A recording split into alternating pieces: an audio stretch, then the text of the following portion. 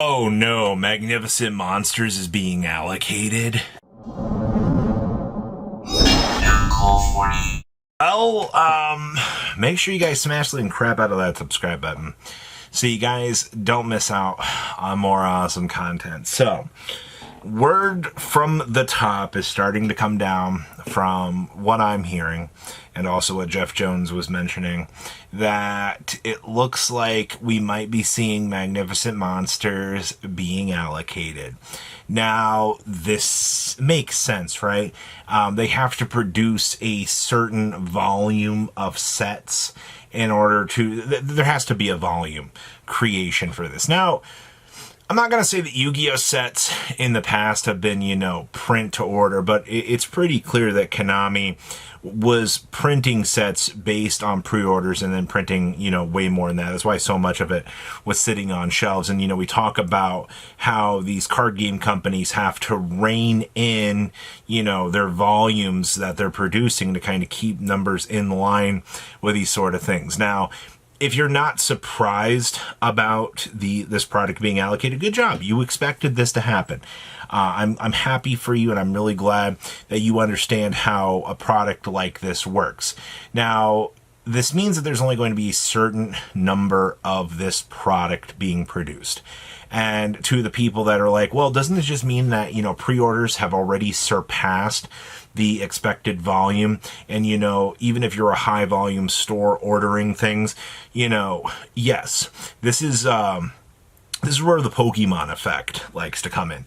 If you're one of the stores that has stuck through the distributor through years, and you have bought all of the Yu-Gi-Oh! Product that you could, you've been, they're thick and thin with them, and you've been through the shit, this is one of the few times where the good Yu-Gi-Oh! Product comes through, and those loyal stores that have bought, through the thick and thin, they're going to get a higher allocation than, the fly-by store that just opened up that's going to get maybe one of these to be able to stock on their shelves.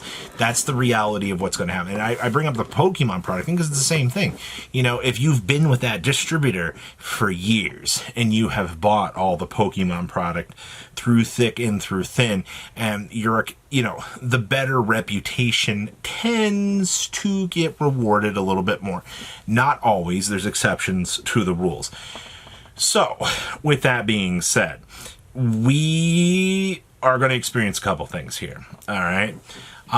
You are going to see a product that is going to be very, very, very expensive. You already thought that the $35 MSRP price tag that's popping up right now, oh my gosh, it's so expensive.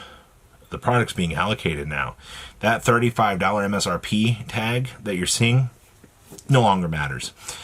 This gives, because of the fear and the FOMO of the Grandmaster Rares existing, you can wash that shit away.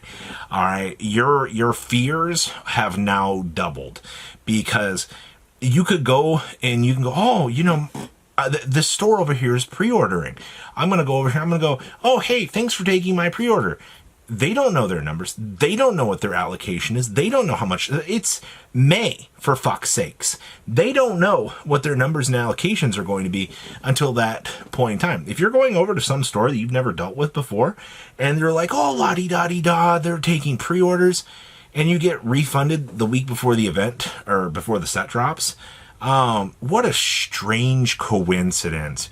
Because, one, you went with a non-reputable, store. Two, you're buying into a set that's allocated. All right, like, I don't know what to tell you. So, and the biggest advice that I can give you when it's coming to looking at the allocated products, it's gonna be rough, man. Obviously, Kongs, I assume, will have a little bit up. It'll be within a decent number. Gamer's Choice might have a little bit up for pre-order, but if you're expecting to be able to lock in and get it, no, this is one of the few times where, when you're buying this product from these stores that, don't really, I'm not going to say they're like pop-ups, but it's like, if you're going in and you're like, you get that refund, thanks for the interest-free loan for a while. I guess that's the biggest thing to think about with this is, is my pre-order going to be truly locked in on this product? And you know, the crazier thing is, this is just part one of this. We have whatever the Magnificent Rivals set's going to be, which by the way is completely unannounced right now. The only reason why we know that it exists is because they only said 18 Grandmaster Rares, and we know that there's way more of those, and we know that the Rivals cards actually exist.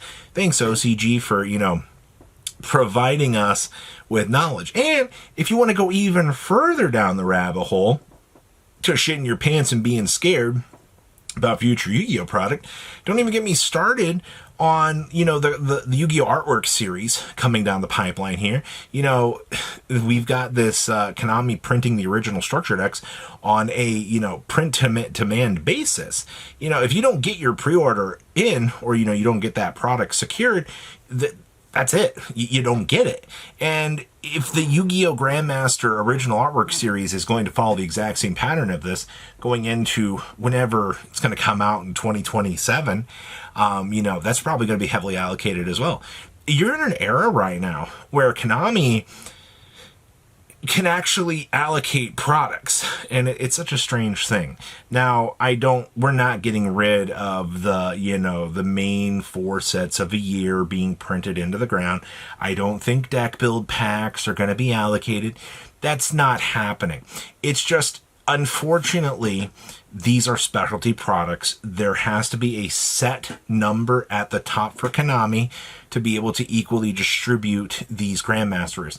You don't want a scenario where the company's just like, well, we distributed all the Grandmaster rares, but they still want more product. Well, we can't put Grandmaster rares in the reprint of this set, which that's going to make this product even more desired. This is the first Grandmaster set. All right. Now, do I think that this is going to go hog shit bonkers like Rarity 1 did in the very beginning? Take Rarity 1 and make that hype for quarter centuries, and I think double it. You're going to have people that are going to be looking into this set that are going to be excited because they quote unquote just won the lottery. You know, they pulled the most expensive card of their life. And I don't know how this is going to turn over. I don't know how market conditions are going to handle this.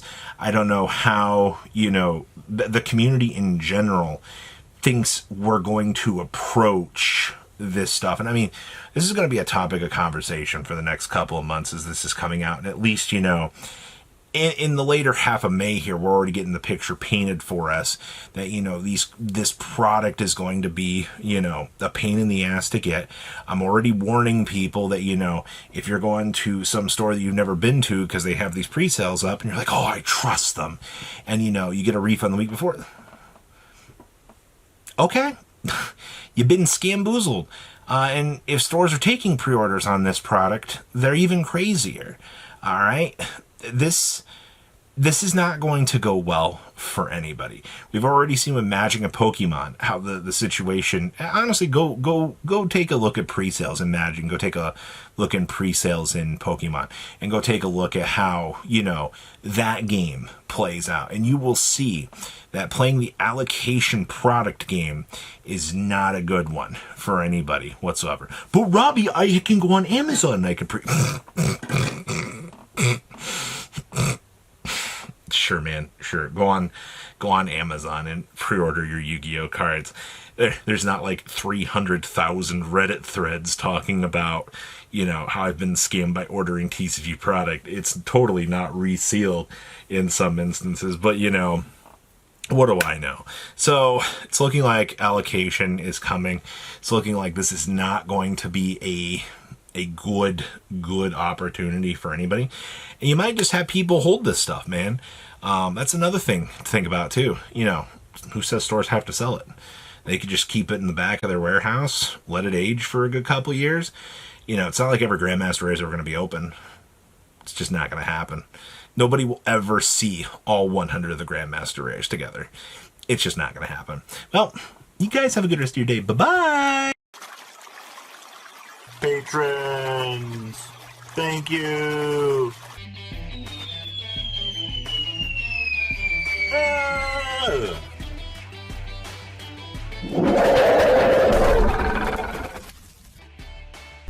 Thank you so much for watching. Check out these other videos.